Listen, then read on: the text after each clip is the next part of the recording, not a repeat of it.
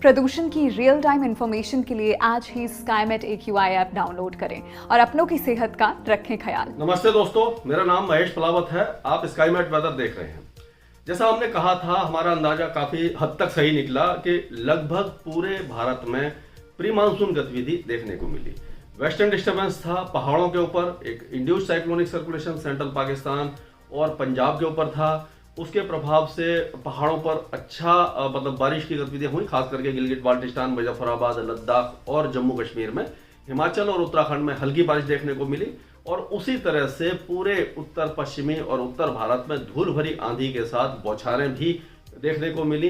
पूर्वी भारत में हल्की बारिश हुई, एक दो स्थानों पर बादलों की गरज चमक देखने को मिली। पूर्वोत्तर राज्यों में बारिश हुई। मध्य भारत में गुजरात, महाराष्ट्र, मध्य प्रदेश, छत्तीसगढ़, सब जगह, उड़ीसा वगैरह में भी बारिश की गतिविधियां देखने को मिली और दक्षिण भारत में भी इसी तरह की वेदर एक्टिविटी देखने को मिली।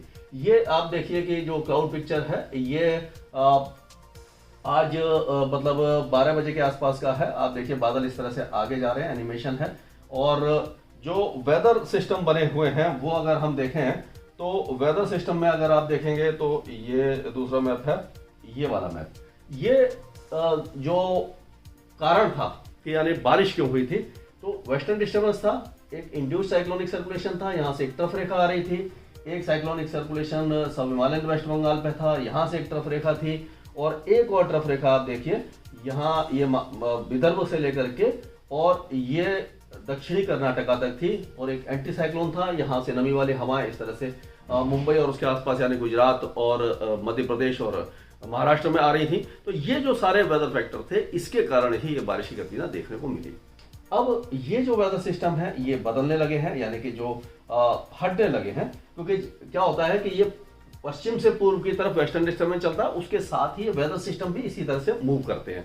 तो यानी कि यहाँ पर बारिश की गतिविधियां हुई और धीरे धीरे धीरे धीरे ये आगे की तरफ चढ़ी जाती है, यानी कि पूर्वी और उत्तर पूर्वी भारत की तरफ सरक जाती हैं।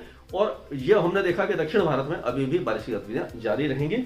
और ये जो हम देख सकते हैं कि इस समय ये नया वेदर सिस्टम है, यानी कि अभी का मैप है, तो वेस्टर्न डिस्टर्बेंस आगे निकल गया, दूसरा वेस्टर्न डिस्टर्बेंस आने वाला है। हालांकि ये जो वेस्टर्न डिस्टर्बेंस है कमजोर रहेगा, इससे बहुत ज्यादा एक्टिविटी नहीं होगी, लेकिन अगले 24 घंटों तक पहाड़ों पर हल्की फुल्की बारिश की गतिविधियां होती रहेंगी।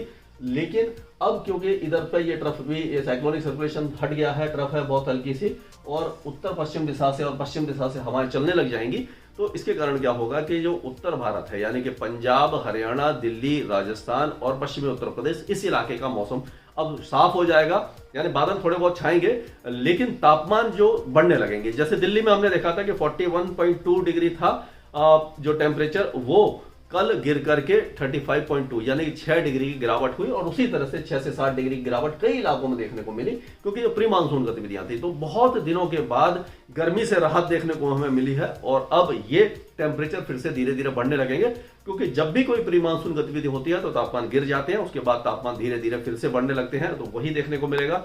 तो आज हमें उम्मीद है कि दिल्ली, NCR सहित पूरे पंजाब, हरियाणा, उत्तर प्रदेश, राजस्थान, इन सारे इलाकों में तापमान फिर से बढ़ने लगेंगे। जो कल गिरे थे आज बढ़ेंगे और गर्मी फिर से शुरू हो जाएगी। और 2 दिनों के बाद फिर से हीट वेव यानी कि लू की कंडीशन कई इलाकों में देखने को मिल जाएगी, क्योंकि धीरे धीरे तापमान बढ़ेंगे और वेदर क्लियर हो जाएगा। तो अब पूर्वी भारत की अगर बात करें तो पूर्वी भारत में अभी एक तरफ रेखा बनी हुई है, तो हो सकता है कि बिहार के उत्तर पूर्वी जिलों में और सिक्किम, सब हिमालयन वेस्ट बंगाल, असम, मेघालय, अरुणाचल प्रदेश, नागालैंड, मणिपुर, मिजोरम और त्रिपुरा, इन इलाकों में अभी भी बारिश की गतिविधियां अच्छी होने की संभावना है। ये 24 घंटे के बाद बिहार वगैरह से और सब हिमालयन वेस्ट बंगाल से मौसम साफ हो जाएगा। सिक्किम और पूर्वोत्तर राज्यों में बारिश की गतिविधियां जारी रहेंगी और उड़ीसा के भी 1-2 इलाकों में हल्की फुल्की बारिश हो सकती है, यानी कि बहुत ज्यादा तेज बारिश नहीं है, लेकिन फिर भी बौछारें पड़ सकती हैं। देर दोपहर शाम में जो होता है, मतलब जो प्री मानसून गतिविधि होती है, वो देखने को मिल सकती है। और अब गुजरात, राजस्थान और मध्य प्रदेश, ये इलाके और छत्तीसगढ़ लगभग शुष्क हो जाएंगे। दक्षिणी छत्तीसगढ़ में हल्की फुल्की बारिश की गतिविधियां रह सकती हैं। महाराष्ट्र में भी, मध्य महाराष्ट्र और विदर्भा, इस इलाके में कुछ विदर्भ के कुछ इलाके और मराठवाड़ा, इस इलाके में बारिश की गतिविधियां अभी भी रहेंगी 1-2 दिनों के दौरान, यानी कि बहुत ज्यादा नहीं होगी, लेकिन फिर भी बौछारें पड़ सकती हैं, मेघगर्जना हो सकती है, यानी कि अभी इस इलाके में एकदम से तापमान नहीं बढ़ने वाले हैं। और मुंबई में अब जैसे कि गर्मी काफी ज्यादा बढ़ गई थी, उसका कारण यह था कि ये जो हवा है इस तरह से घूम के आ रही थी, तो यहाँ से जो उत्तर पूर्वी हवाएं हैं, यानी कि यहाँ टेम्परेचर ज़्यादा होता है, वहाँ से आती हैं। अब क्या है कि यहाँ पे टेम्परेचर गिरा है तो उसके कारण ये यहाँ का टेम्परेचर भी गिरेगा, या मुंबई में जो गर्मी थी वो अब कम हो जाएगी, क्योंकि जो यहाँ पे टेम्परेचर गिर चुका है, जो राजस्थान, गुजरात और पश्चिमी मध्य प्रदेश में, यहाँ से होती हुई जब हवा आती है तो वो तापमान को उसी तरह से गिराती या बढ़ाती है। तो अब यहाँ पर तापमान जो मध्य महाराष्ट्र है और उत्तरी मध्य महाराष्ट्र जैसे कि जलगांव, मालेगांव, नासिक, ये जो इलाके हैं, पुणे वगैरह, इस इलाके में तापमान थोड़े से गिर सकते हैं। मुंबई और उसके आसपास थाने, दहानू, इन इलाकों में भी थोड़े बहुत तापमान गिरेंगे।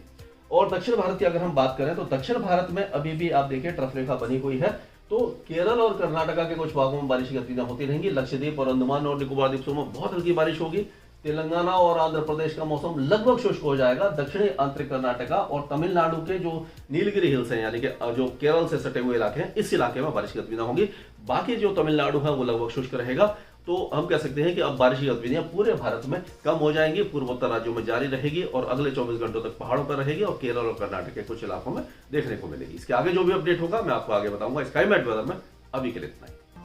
मौसम से जुड़ी जानकारी और लाइव मौसम खबरों के लिए हमारे YouTube चैनल को सब्सक्राइब करें और बेल आइकॉन दबाकर हर अपडेट पर रखें नजर।